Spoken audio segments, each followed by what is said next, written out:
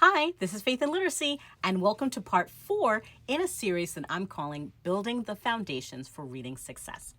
We know that pre-K to first grade is a crucial level because it sets the stage for all future learning.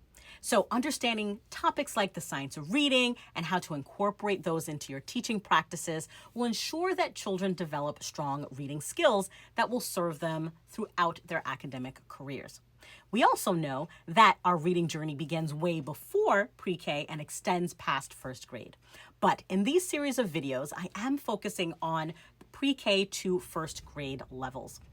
Hopefully, by the end of this series, you're going to have a deeper understanding on how to nurture young readers, and you're also going to have a toolbox of effective strategies and activities that's going to support their reading development. Now, in the last 2 videos, I talked about phonological awareness and phonemic awareness. This video, I'm going to focus on phonics. So if you are a classroom teacher, a reading or literacy specialist, a parent, or a homeschooling educator, don't go anywhere. These series of videos are for you. So let's get into it. Before I talk about phonics, I want to just review what is the difference between phonological awareness and phonemic awareness. Now, phonological awareness is the ability to recognize and manipulate sounds of the spoken language. This is a broad skill that includes things like word recognition, syllables, onset and rhymes, recognizing rhyming, as well as producing rhyming words.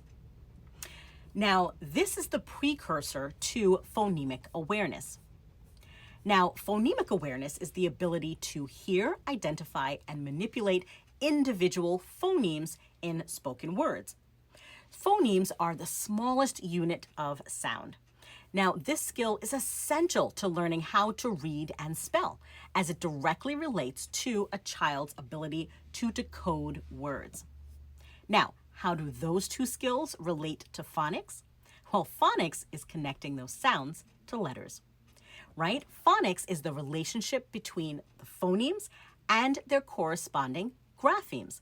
So, sounds and letters. And if you notice in the other 2 videos, I was focused on the sounds. Well, here is the first time with phonics, you are introducing the child to the sounds, plus they are seeing their corresponding letters. So it involves children in decoding words by recognizing letter-sound relationships, blending sounds together, and applying this knowledge to read and spell words. So what are some phonics skills as well as activities that you can do with your children or your students in grades pre-K to first? Let's start with pre-K. And here I'm going to split this video into 2. So there's going to be a part A and B to part 4. I'm going to focus now just on pre-K and talking about alphabetic knowledge. Then in the part B of part 4, I will give you the skills as well as the activities that you can do with your students and children in kindergarten and first grade.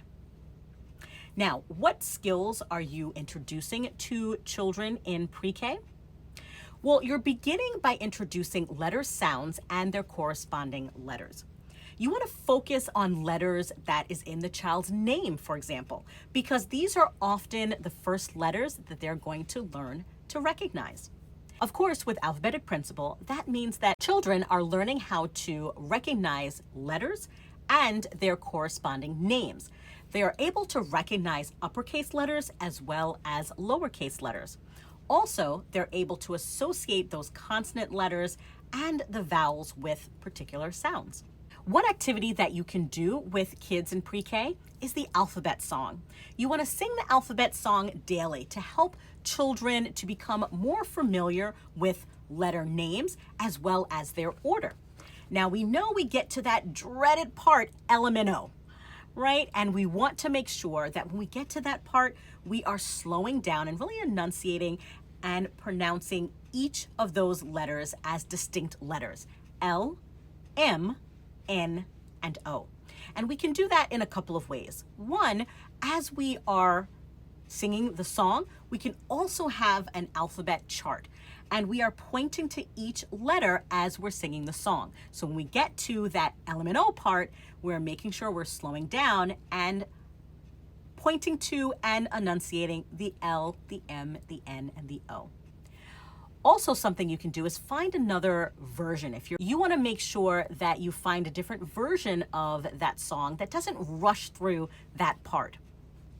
Now, when children know the names of letters, you then want to start to introduce them to the letter shapes and their sounds. Now, we know these shapes, these symbols, are just a bunch of squiggly lines. They represent distinct names and sounds. And we want to help children to distinguish all of these different shapes.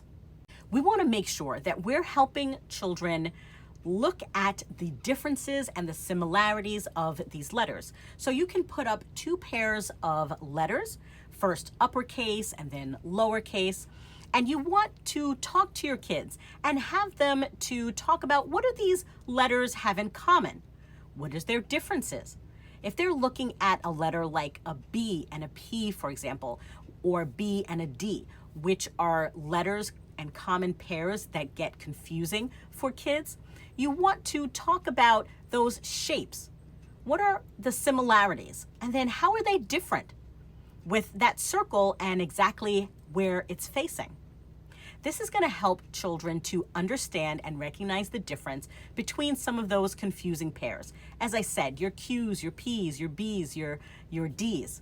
Now, to learn and recall different letter shapes, your children need plenty of practice actually writing the letters. So another activity, of course, is letter tracing. You want to provide children with sandpaper letters or alphabet tracing sheets to help them practice letters while saying their sounds. You can also go to faithandliteracy.com, where I have alphabet letter writing resources as well as different alphabet Play-Doh mats that have various colorful and fun themes like ASL, travel, or even food. Here, your child is going to be able to get to practice shaping, right, those squiggly lines and circles and forming the letters that are so important that they're learning. So go to Faith and Literacy in order to look up those resources. You also want to do some letter matching activities with your children or students. Use magnetic letters or flashcards to help match letters with their corresponding sounds. And of course, at Faith and Literacy, we have you covered with some alphabet clip cards. Well, I hope that this was helpful. I want you to stay tuned for the continuation of part 4, where I talk about some activities and skills that are needed in phonics for children that are in kindergarten to first grade. And don't forget, like, share, engage, and follow me. I'll catch you later.